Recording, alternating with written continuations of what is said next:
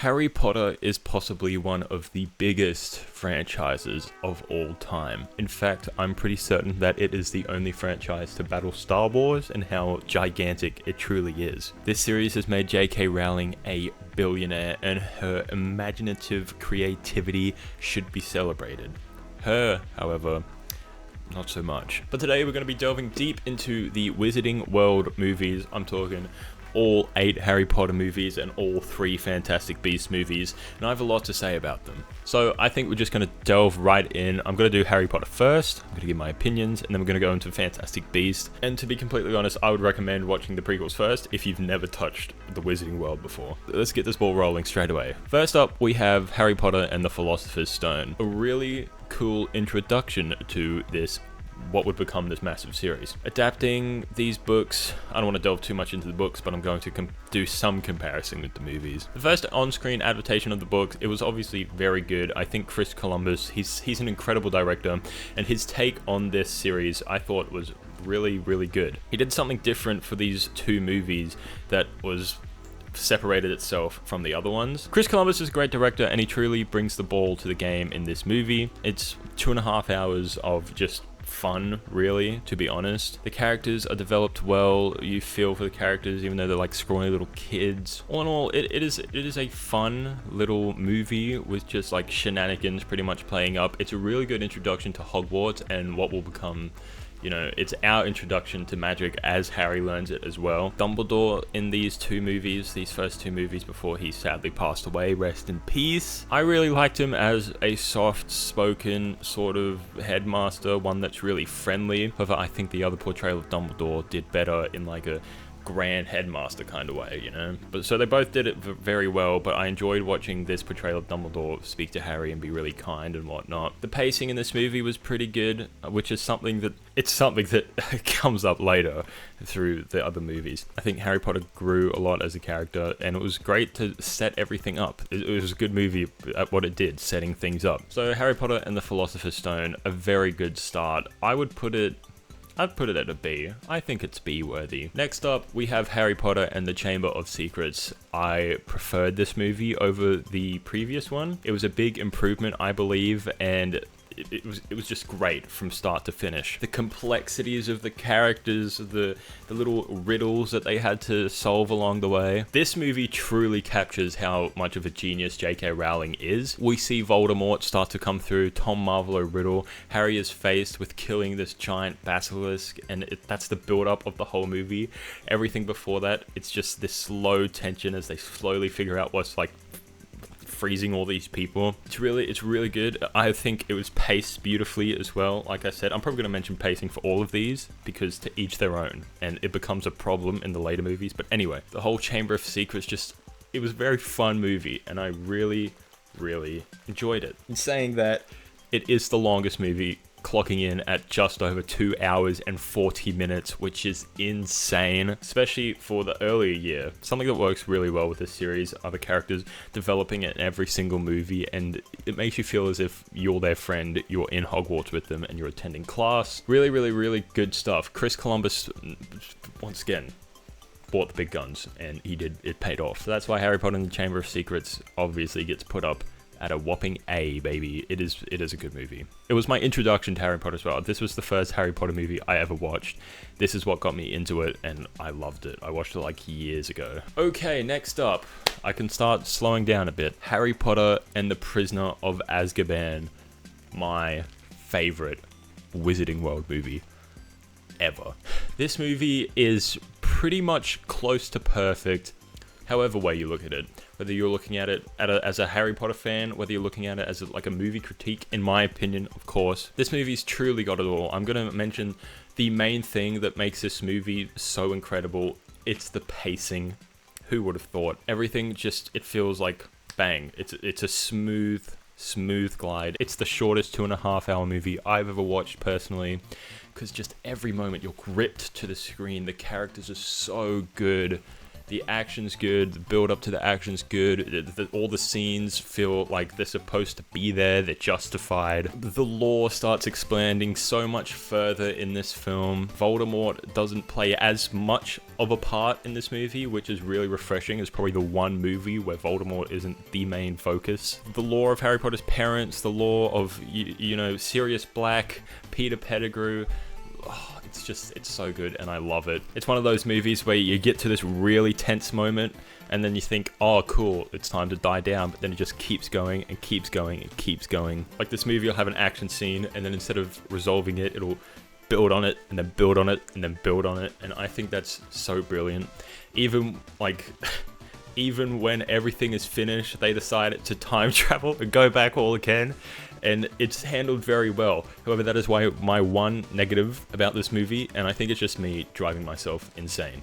The time travel, obviously in terms of the movie, it was written very well. Written in a way that Endgame wrote their time travel, so it makes sense, and it's kind of impossible for them to contradict itself, except that's exactly what happened in the MCU. However, in this sequence of time traveling events, when Harry Potter and Hermione go back in time and mess with their future selves, there's moments in the film where like Harry Potter gets hit on the head with a stone, and that's what makes him turn around to notice these people coming to kill Hedwig, not Hedwig, Buckbeak. There's another moment in the film where a howl is heard from the woods and it saves them from Lupin being a werewolf.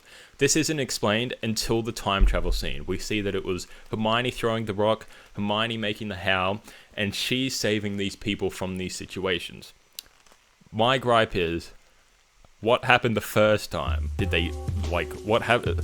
There must have been a time, right? The first people to, like, ever do that, they couldn't have had the rock thrown at their head because it was their past self. I don't know. I really think if you just turn your brain off and watch the movie, it won't worry you, but I lost sleep thinking about this. But besides that stupid little thing, this movie's great. It is the best movie of the Wizarding World, and it's honestly a really good standalone film. So without a doubt, Prisoner of Azkaban gets slapped up onto S, baby. And straight after that, we get this glorious treat. The ball keeps rolling with Harry Potter and the Goblet of Fire.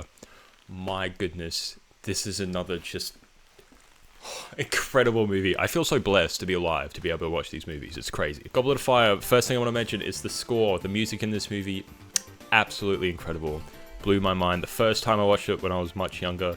Blew my mind the second time I watched it, like 4 days ago, I think it was. I've wasted a lot of time. I've wasted a lot of my life watching these movies. It's got this main plot point that is focused on throughout the entire movie, and the Goblet of Fire is like the subplot. But the way that these two are handled and the way that they like cross with each other and emerge alongside each other, evolve, it's just so good. And this is a long movie as well. I think it's the second longest film, coming at like just under 2 hours and 40 minutes.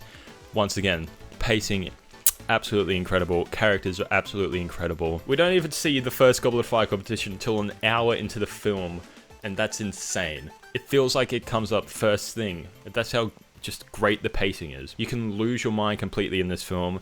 It expands upon the lore so well. The ending scene, oh my gosh. This is where the movies start to get like really dark, and in this movie, the characters are just written so well. I felt gut-wrenched when I had to see Cedric Diggory die. However, in saying that, I think they developed a certain amount of characters extremely well. Then they left other characters that weren't written as well as the previous movies. I think Hermione and Ron got extremely underlooked in this film. Obviously, the first clash between Ron and Harry was great, but I still feel as though we didn't get to see enough of those guys. The main focus of this film was Cedric and Harry. And then the build up to the last scene, the first standoff of Harry and Voldemort. I know it's cheesy, but dude, that was awesome. It was so cool. And the Death Eater, the graveyard scene, man. The graveyard scene. It was so worth the wait. The build up, that scene felt completely deserved because the whole movie was just, you were waiting for it, dude. And it was good. It was good. And honestly, watching this, I did have to reconsider which one of these two were my favorite, but Prisoner of Azkaban still is the kingdom of their domain. So that's why Goblet of Fire still Gets put up at an S? What did I do? Now, of course, you can't have too much of a good thing. So next up, we have Harry Potter and the Order of the Phoenix. Now, I'm going to start off saying that David Yates ruined the Harry Potter movies. As soon as he got onto the scene, the rest of the movies just lost their touch, and I know exactly why. It's the pacing. This man, I'm talking about the next 4 movies at this point. This man will focus way too much on one scene that does not provide barely enough information, if not any. Most of them are like bathroom scenes where you can just go to the bathroom, come back, and nothing's happened. And he'll focus on this scene for so long, and then he pushes out this really important scene, or really entertaining scene at that. There's just not enough there. And this is especially apparent in what I believe is the worst Harry Potter movie. Now, I want to talk about this, and in fact, we're going back to Prisoner of Azkaban as well. The Prisoner of Azkaban, out of the 5 books that I've read, is my least favorite Harry Potter book, and it is my favorite Harry Potter film. Order of the Phoenix, the movie, is my least favorite Harry Potter film. Order of the Phoenix, the book, is probably one of my favorite books of all time, let alone my favorite Harry Potter book that I've read. The book is just so brilliant, the concept is so cool, and obviously it is a thick book. I think it's the biggest of the series, and J.K. Rowling just executes this concept flawlessly throughout this book. You need to read it, I strongly suggest. However, this man, with the exact reason that I just gave, is the pacing, what he focuses on, he executed this idea horribly. This was meant to be the big build-up. This is like, all right, we know what we got to do, guys. We got to lock in, and we got to fight Voldemort. That's cool. That's dope. In the book, it's sick. This movie, oh my god, what? They had the wrong focus. It was pretty much a nothing movie. It was almost a nothing movie. Towards the end, obviously there's the standoff between Voldemort and Dumbledore, which is so tough, and then the death of Sirius Black, which of course is sad.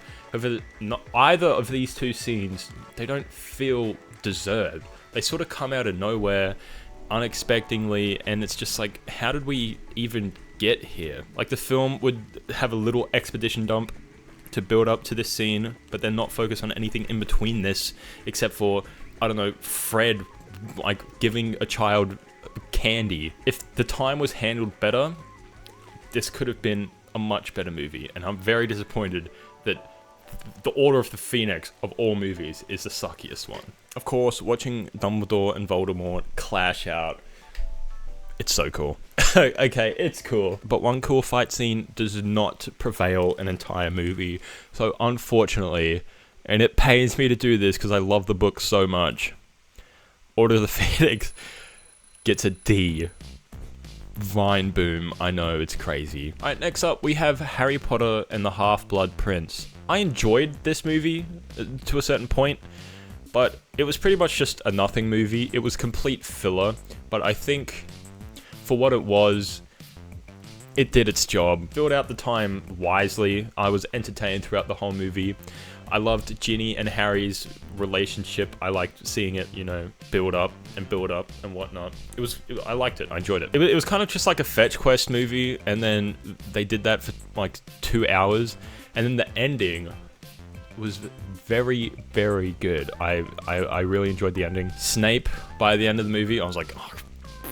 And to learn that he was the Half-Blood Prince, I was like, what? The twists work, and honestly, all in all, it wasn't horrible. It wasn't good by any means. It wasn't bad either. It was mid. It was completely mid. It had some pretty cool stuff in it, like Dumbledore, you know, fighting those guys in the lake, and then the Weasley house getting set on fire by the Death Eaters. Oh, and another thing that I want to put out is they reuse Bellatrix Lestrange's lines for like 4 movies straight, where she's like, I killed Sirius Black, you coming to get me? Coming to get me. She says that in every movie. Like, it is the exact same line. I understand, I guess it's like, oh, Harry Potter, you should kill me because then you know better than me, because remember I killed your godfather. But it's too much. Like, obviously he knows that she killed his godfather. It's just very in your face where they're telling or not showing. But I'm saying that it was enjoyable. It was worth the watch. Was it worth it? It was a filler movie, but I enjoyed it. It's going at a C. Harry Potter and the Deathly Hallows Part 1. Honestly, I don't know how to feel about these movies. I do have an opinion, and it might be extremely controversial, obviously. It had one extremely redeeming quality, and that is Daniel Radcliffe's performance. It is the best that he has ever given in all of the Wizarding world, and I don't know how, but it's better in this first movie than it is in the second movie. But they're like part 1 and part 2 movies, so I don't understand. This movie had some pretty cool visuals. There was this one scene where the editing was like really cool. The match cuts were like bang, bang, bang. There was this gorgeous shot that stuck out to me, and it's engraved in my head, where they're running through the forest and they're like whipping their wands around, and just destruction. You see dirt fly up into the air. It's really cool. One thing that I hate about these movies, but I'm saying that this movie was okay. I thought the Harry and Ron arguments, again, were very stupid. We've already discovered this. Why is Ron jealous? Why is Ron jealous? He's already gone through an arc of Hermione being jealous of him, and him wanting the girl, and it's dumb. He's also already gone through like his douchey arc in the Goblet of Fire, so I don't know why they tried to reestablish it in this film. This movie was supposed to be finding all the Horcruxes and destroying them, and the next movie was supposed to be the Battle of Hogwarts. This movie took an hour and a half to find one Horcrux, and then they figured out how to destroy it, and by the end of the movie, they destroyed the necklace. This was pretty much a nothing movie. I'm pretty sure they only split these movies up to make money. Dobby was a great character, and by the end, like I said, Daniel Radcliffe's performance was truly moving, and I think for that, it deserves to be where I'm putting it right now. It wasn't really great, so I'm gonna put it.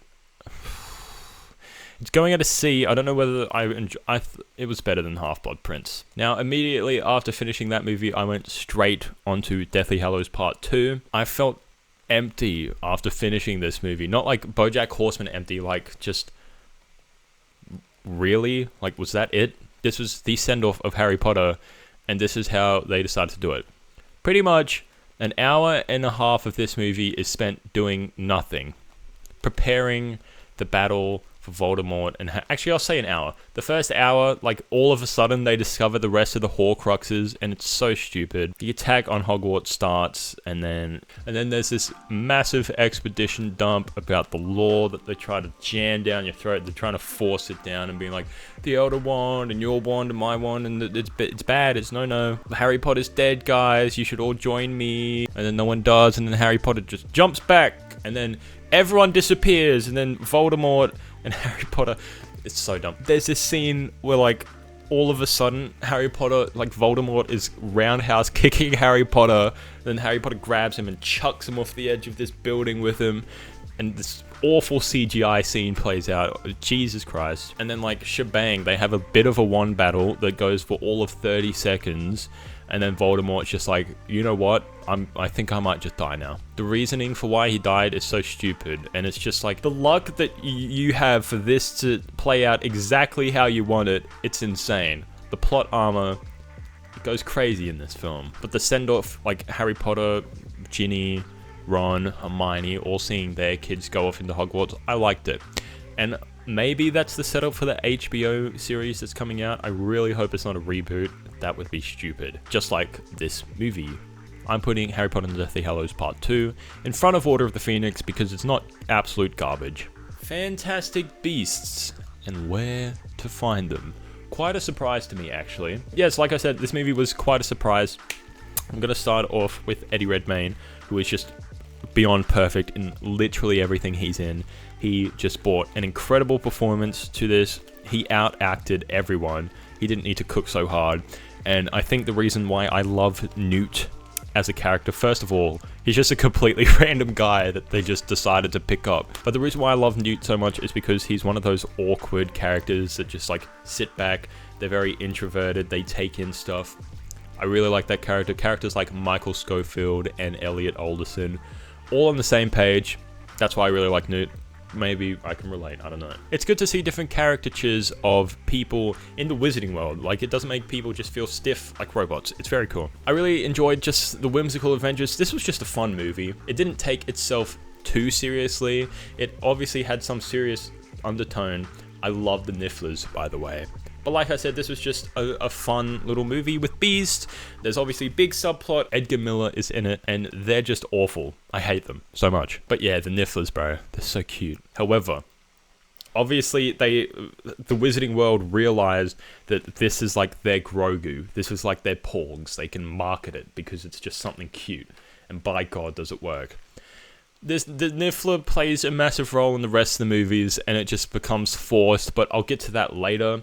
Another thing that I don't like about all three of these movies is that they say Wizarding World in all of them. They have never established this in Harry Potter, obviously because I don't think they thought this far into making a cinematic universe yet. But it's kind of like they're just dropping the title, which they did in this movie. I'm actually surprised that they adapted this screenplay so well. What was I saying? Yeah, the Wizarding World thing. They were like, we haven't seen a wizard like this in the entirety of the Wizarding World in 80 years. But a good fun movie.